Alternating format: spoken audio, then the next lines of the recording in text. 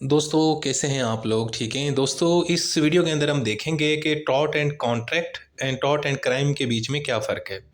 सबसे पहले तो ये इंट्रोडक्शन मीनिंग वगैरह आपने लिखते नहीं है। मैंने लास्ट वीडियो में इसके ऊपर डिटेल में बात भी की और आप लोगों को वैसे पता भी चल चुका है कि टॉर्ट क्या है।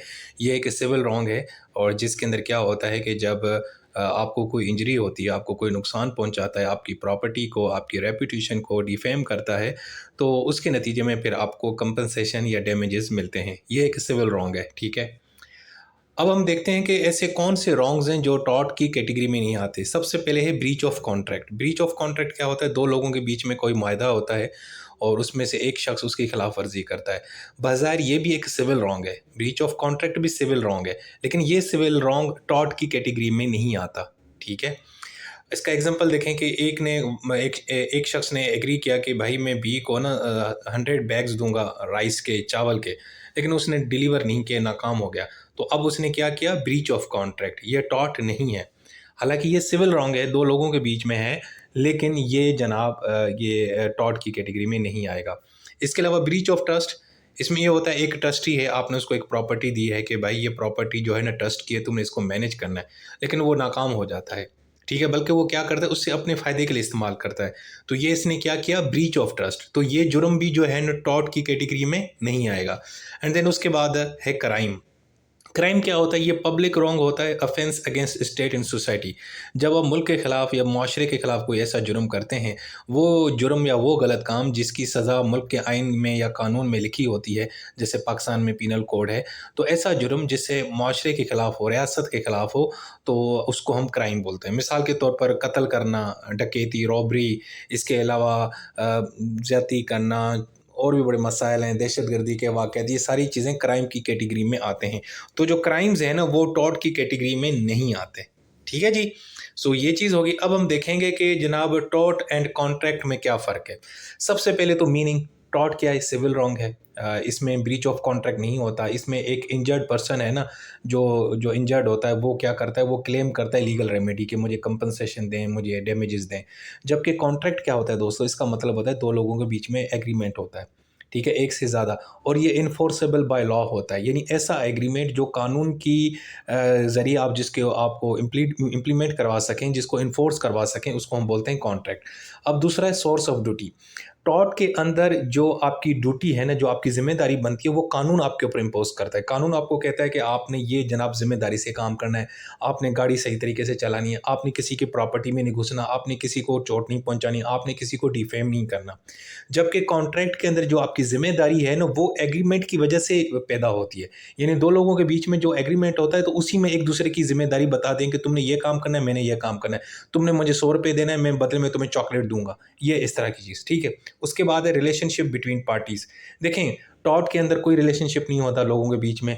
जब हो जाता है तो फिर एक झगड़ा शुरू हो जाता है। मिसाल है, एक बंदा ड्राइवर है, वो गाड़ी चला रहा है रास्ते पे, वो किसी बंदे को हिट कर देता है। तो क्या इनका आपस में कोई पहले रिलेशनशिप होता है, कोई ताल्लुक होता है, कोई आपस में एग्रीमेंट होता है? बिल्कुल नहीं, ठीक है। जबकि कॉन्ट्रैक्ट में रिलेशनशिप होता है, वो होता है कॉन्ट्रैक्चुअल रिलेशनशिप। यानी मैंने एक शख्स आकाश के साथ एग्रीमेंट किया, कॉन्ट्रैक्ट किया। आकाश को मैंने कहा, भई मैं तुम्हें मोबाइल फ़ोन्स दूँगा इतना, इतने, और ये बदले में तुमने मुझे इतनी रकम देनी है।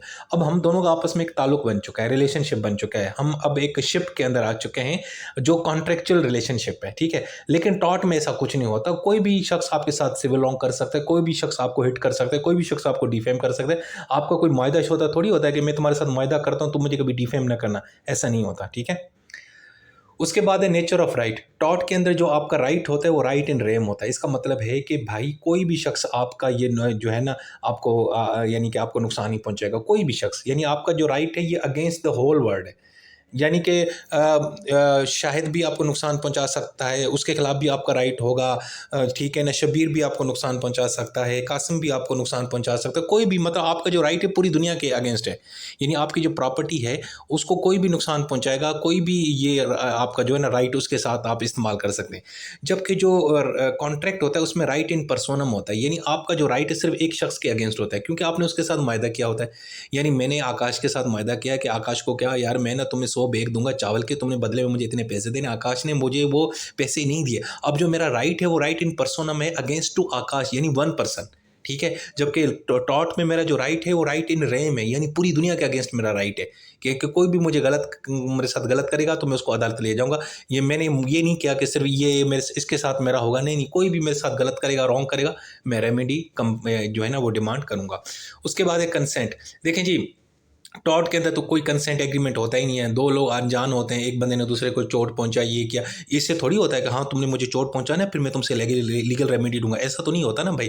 लेकिन कॉन्ट्रैक्ट में एग्रीमेंट होता है, हर चीज़ होती है, कंसेंट होती है, दोनों फरीकें आपस में रजामंदी करते हैं कि हम ये आपस में कारोबार कर रहे हैं और अगर तुमने मुझे ये चीज़ नहीं थी तो मैं तुमसे इतने पैसे लूँगा। तो यानी हर चीज़ आपकी कंसेंट के मुताबिक हो रही होती है। इवन कि आपने जो एक दूसरे के ऊपर जो फाइन भी लगाया होता है वो भी कॉन्ट्रैक्ट में वाजे होता है, ठीक है। मिसाल के तौर पर मैंने आकाश को कहा, आकाश मुझे तुमने इतने मोबाइल देने, मैं तुम्हें इतने पैसे दूंगा। मैंने आकाश को कहा, आकाश तुमने मुझे ना ये जो है ना पैसे नहीं दिए तो फिर तुम्हें इतने फाइन पे करना पड़ेगा, ये करना पड़ेगा। तो हर चीज़ हमने ऑलरेडी डिसाइडेड की होती है, हमारी कंसेंट होती है। उसके बाद है नेचर ऑफ ड्यूटी। जो लॉ टॉर्ट के अंदर जो आपकी जिम्मेदारी है वो कानून ने फिक्स की हुई है। कानून सबको कहता है कि भाई लोगों का ख्याल रखें, किसी के प्रॉपर्टी का नुकसान ना पहुंचाएं, किसी को बदनाम ना करें, किसी का जो लीगल या बुनियादी हक है वो आपने मुतासर नहीं करना। जबकि कॉन्ट्रैक्ट में जो आपके ऊपर जिम्मेदारी या ऑब्लिगेशन या ये चीज़ें आयद होती हैं वो कॉन्ट्रैक्ट की वजह से होती हैं। कॉन्ट्रैक्ट के अंदर जो टर्म्स एंड कंडीशन होती हैं, मैंने आकाश को कहा कि आकाश मैं तुम्हें ना 100 मोबाइल दूंगा, तुमने अगले मंडे को मुझे ना जो है ना इतनी रकम अकाउंट में शिफ्ट करनी है। अब ये हमारी टर्म्स एंड कंडीशन है। तो हमारी जो नेचर है ड्यूटी की जिम्मेदारी वो एग्रीमेंट के तहत चल रही है। हमने एक दूसरे को जो काम दिया है, वो जो ड्यूटी दी है, वो कॉन्ट्रैक्ट की वजह से है, ठीक है। दूसरा डैमेजेस या टॉर्ट के अंदर जो डैमेजेस होते हैं वो अनलिक्विडेटेड होते हैं, यानी वो कितनी पैसे की कंपनसेशन मिलेगी, कितनी रकम होगी, ये सारा कुछ डिसाइड करेगी अदालत। जब केस अदालत में जाएगा, अदालत देखेगी आपका कितना नुकसान हुआ है। यानी मिसाल है, आकाश ने मेरी गाड़ी को हिट किया, मेरी गाड़ी को जख्मी किया, उसको चोट पहुंचाई बेचारी को, तो अब क्या होगा, मैं अदालत में ले जाऊंगा तो अदालत मेरी गाड़ी का मुआयना कराएगी, गाड़ी का कितना नुकसान हुआ है, उस हिसाब से जना मुझे कंपनसेशन मिलेगी। तो ये जो मेरे डैमेजेस होंगे ये कौन सी कैटेगरी में आएंगे, अनलिक्विडेटेड डैमेजेस कैटेगरी में। उसके बाद है कॉन्ट्रैक्ट। यार कॉन्ट्रैक्ट में जो डैमेजेस होते हैं वो तो ऑलरेडी लिक्विडेटेड होते हैं, यानी वो फिक्स्ड होते हैं। यानी कॉन्ट्रैक्ट में लिखा होता था ना, जैसे मैंने आकाश को कहा, आकाश के साथ मेरा एग्रीमेंट हुआ कि यार आकाश, ये कि अगर तुमने मुझे टाइम पे ये चीज़ें सप्लाई ना की ना तो मैं तुमसे 1 लाख तुम्हें फ़ाइन पे करना पड़ेगा। तो यानी ऑलरेडी हर चीज़ फिक्स्ड है, डिसाइड है। उसके बाद है रेमेडी। देखें जी, टॉर्ट के अंदर जो एक्चुअल रेमेडी है वो डैमेजेस है, कंपनसेशन है, इससे ज़्यादा कोई नहीं है। कॉन्ट्रैक्ट में डैमेजेस भी होता है, स्पेसिफिक परफॉर्मेंस भी होती है।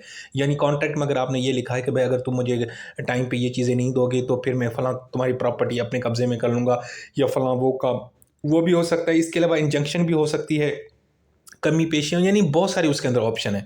लेकिन टॉर्ट में सिर्फ डैमेजेस और कंपनसेशन है। अब एग्जांपल देखते हैं टॉर्ट का। एक ड्राइवर है, लापरवाही से गाड़ी चला रहा है, एक बंदे को उसने हिट किया।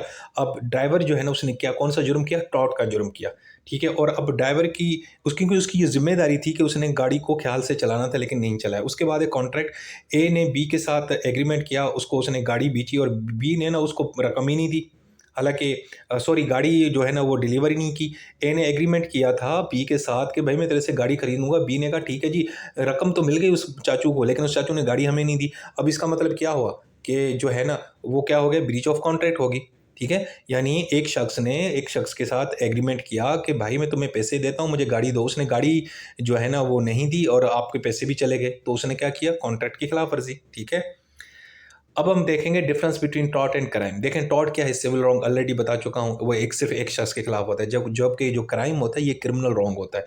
ये एक ऐसा जुर्म होता है जो पूरी रियासत, पूरी माशरे के खिलाफ होता है। अच्छा, वैसे बाजार क्राइम जो है ना, कुछ ऐसे क्राइम्स भी जो लगते हैं कि एक बंदे के खिलाफ होते हैं, लेकिन उसकी शिद्दत इतनी बड़ी होती है कि वो पूरा माशरा डिस्टर्ब हो जाता है। यानी आप जब किसी बंदे को मारते हैं, कत्ल करते हैं, तो ये क्राइम होता है। रियासत कहती है ये आपने काम नहीं करना, हालांकि वो एक शख्स के खिलाफ है, एक शख्स के खिलाफ है ना, लेकिन क्योंकि वो मर्डर जो है ना उसकी शिद्दत है, उसकी दहशत इतनी है कि पूरा माशरा, पूरी रियासत जो है डिस्टर्ब हो जाती है, तो इसलिए वो भी क्राइम कहलाएगा। सो क्राइम यानी ऐसा जुर्म जो मुल्क और रियासत के खिलाफ हो, यानी माशरे के खिलाफ हो। उसके बाद नेचर ऑफ रॉन्ग। टॉर्ट क्या है, वो सिर्फ आपका जो प्राइवेट लीगल राइट है उसकी वायलेशन है। आपका राइट है कि आपकी प्रॉपर्टी को कोई यानी कि नुकसान नहीं पहुंचाएगा, it is your public private right. जबकि क्राइम क्या होता है, पब्लिक ड्यूटी होती है। यानी एक्चुअली जब आप क्राइम करते हैं ना तो सिर्फ आप एक शख्स को नुकसान नहीं पहुंचा रहे होते, बजाय अगर एक शख्स हो भी उसके बाद भी अगर वो जुर्म क्राइम की कैटेगरी में आता है तो एक्चुअली आप पूरे माशरे को डिस्टर्ब कर रहे हैं, यानी पब्लिक ड्यूटी है, आप उसके खिलाफ जुर्म कर रहे हो। पूरा मुआशरा अफेक्ट होता है।